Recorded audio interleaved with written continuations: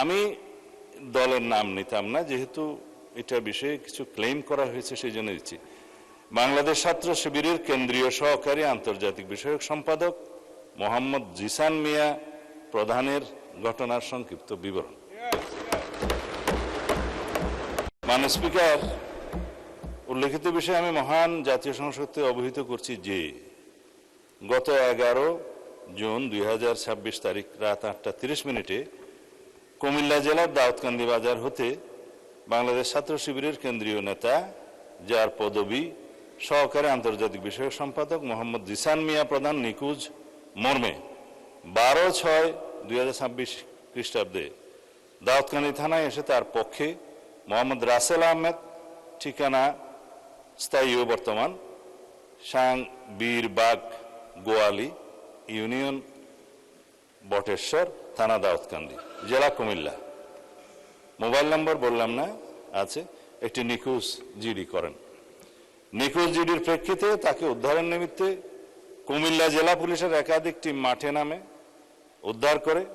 উদ্ধার কাজে তৎপর হয়। অনুসন্ধানকালীন প্রথমত নিখোঁজ ব্যক্তির আপন চাচাতো ভাই সজীব হাসানের মাধ্যমে জানা যায় গত 5-6 মাস পূর্বে ফেসবুকের মাধ্যমে জনৈক একজন নারীর সাথে মোহাম্মদ জিসান মিয়া প্রধানের পরিচয়ের সূত্র ধরে তাদের মধ্যে মোবাইল ফোনে কথাবার্তা শুরু হয় এবং প্রেমের সম্পর্ক গড়ে ওঠে।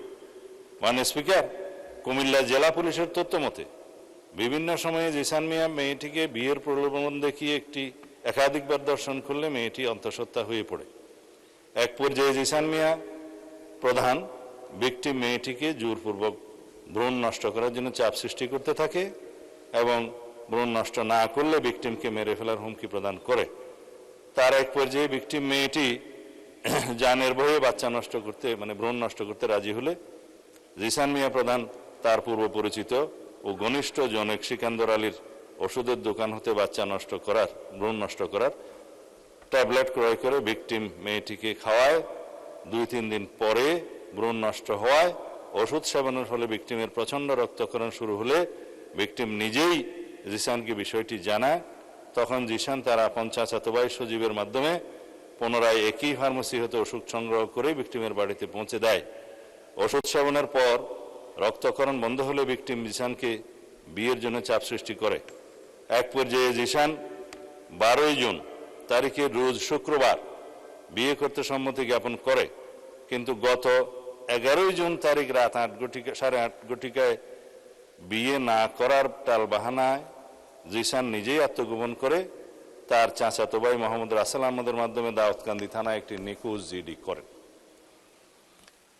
নিখোঁজ জিডির অনুসন্ধানকালীন কুমিল্লা জেলার লাকসাম থানা এলাকায় স্থানীয় লোকজন ও লাকসাম থানা পুলিশের মাধ্যমে আত্মগোপনে থাকা জিসান মিয়া প্রধানকে উদ্ধার করা হয়। ভিকটিম মেয়েটিকে থানায় হাজির হয়ে মোহাম্মদ জিসান মিয়াকে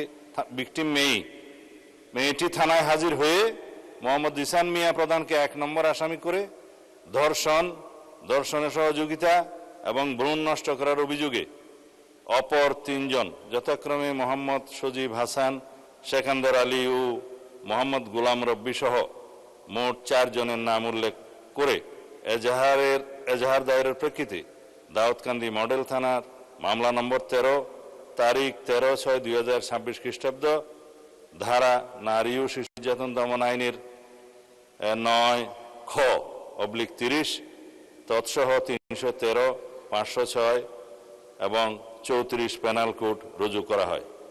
গত 13/6/2026 তারিখে এই অভিযুক্ত সজীব হাসান ও সিকান্দর আলী তাদেরকে গ্রেফতার করা হয়। তারা বিজ্ঞ বিচারিক জুডিশিয়াল ম্যাজিস্ট্রেট আদালতে ঘটনায় নিজেদেরকে জড়িয়ে 164 দ্বারায় স্বীকারোক্তিমূলক জবানবন্দি প্রদান করে। বর্তমানে মামলাটি তদন্ত অব্যাহত আছে।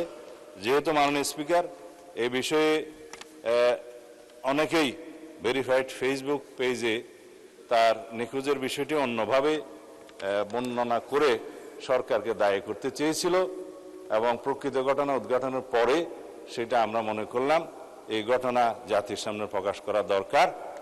আমি এই মহান জাতীয় সংসদের মাধ্যমে এটা প্রকাশ করলাম।